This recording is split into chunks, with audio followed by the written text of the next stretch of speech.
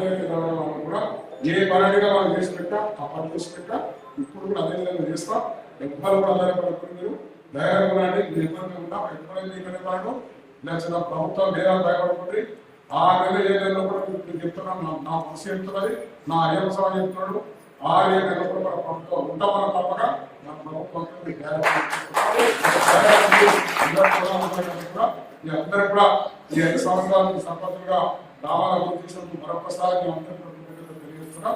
ఎవరు ఇద్దరు మళ్ళీ కూడా సంపత్తులు రావాలి లేదా చెప్పి మళ్ళీ 5 సంవత్సరాలు మీ ఆందోళనలే రావాలి ఇంకా అభివృద్ధి జరగాలని చెప్పి నేను మనసారా కేసీఆర్ గారి ప్రభుత్వం ఏంటంటే నా ఊరితో నా భవిష్యత్తు అన్నట్టు మా సర్పంచ్ల కాలం కూడా నా ఊరితో నా భవిష్యత్తు. మళ్ళీ ఇట్లాంటి కాలం రాదు, ఇట్లాంటి సర్పంచులు రాదు, 100% గ్యారెంటీ. ఇట్లాంటి ఫండ్స్ కూడా అవ్వాలి. మీరు చూస్తూ ఉంటారు. మీరు అందరూ కూడా ఇంకా 40 మొత్తాలు అంటారు. మీరు చూడండి, గత 5-10 ఏళ్లలో వచ్చిన ఫండ్స్ కానీ జరిగిన పనులు కానీ మళ్ళీ భవిష్యత్తు లేవు. జరిగిన చిన్న చిన్న కష్టాలు వచ్చినాయి.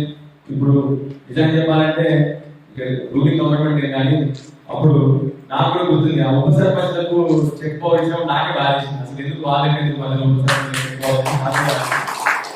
కొన్నిసార్లు మనం పెద్ద మనిషి డిసైడ్ చేసి మళ్ళీ కానీ ఆ ఉప సర్పంచ్లు ఇక లాస్ట్ చివరికి మీకు కూడా తెలుసు, కరోనా వచ్చినాకనే మన బిల్లు కష్టాలని మొదలైందంటే కరోనా వచ్చినాకనే కష్టాలు మొదలైందానికి. కానీ ఇన్ని పనులు నేను ఎప్పుడు అందరికి అంటుంటా, మీ అందరికి కూడా తెలుసు, మీ అందరి అనుభవంలో కేసీఆర్ గారి యుగం ఇది స్వర్ణయుగం. నిజం చెప్పాలంటే కేసీఆర్ గారి యుగం స్వర్ణయుగం. చిన్నప్పుడు పుస్తకాలు చదువుతున్నాడు, ఆ యుగంలో జరిగినది కేసీఆర్ గారి యుగమే తెలంగాణకు స్వర్ణయుగం. ఆ స్వర్ణయుగంలో గ్రామాలకు స్వర్ణయుగంలో ఉన్న సర్పంచులు మీరు, మంచి సర్పంచులు మీరు. ఒకటి. రెండోది అంటే నేను కాంగ్రెస్ లో రాజకీయం బాగా దగ్గర చూస్తున్నాను, ఈ మధ్య దగ్గర చూస్తున్నాను, ఎప్పుడు దూరంగా చూస్తున్నా దగ్గర చూస్తున్నాను. నిజం చెప్పాలంటే మన పార్టీ సర్పంచులకు ఉన్న నిజాయితీ, మన పార్టీ సర్పంచులకు ఉన్న రెస్పాన్సిబిలిటీ, జిమ్మేదారి కానీ వాళ్ళకి లేదు. వాళ్ళకి కేవలం పదవులు, అలంకరణ. పదవులు అంటే వాళ్ళే కాదు, వాళ్ళ తప్పు కాదు, వాళ్ళ నాయకులు కట్టలేదు.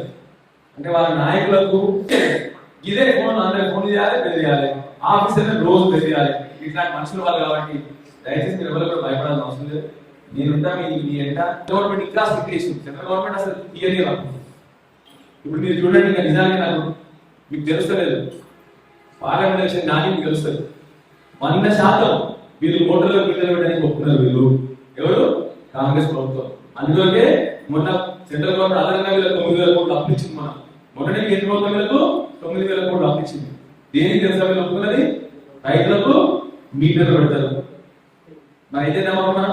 వాళ్ళకి తల మంచుదామా మనం? చెప్పలేదు. ఏం చేద్దాం మనం? జెండా బట్టి ఆ మీటర్ తీసుకొని ఆ లీటర్కి అలా పెడగలుగుతాం. ఆ మీటర్ తీసుకోవాలి.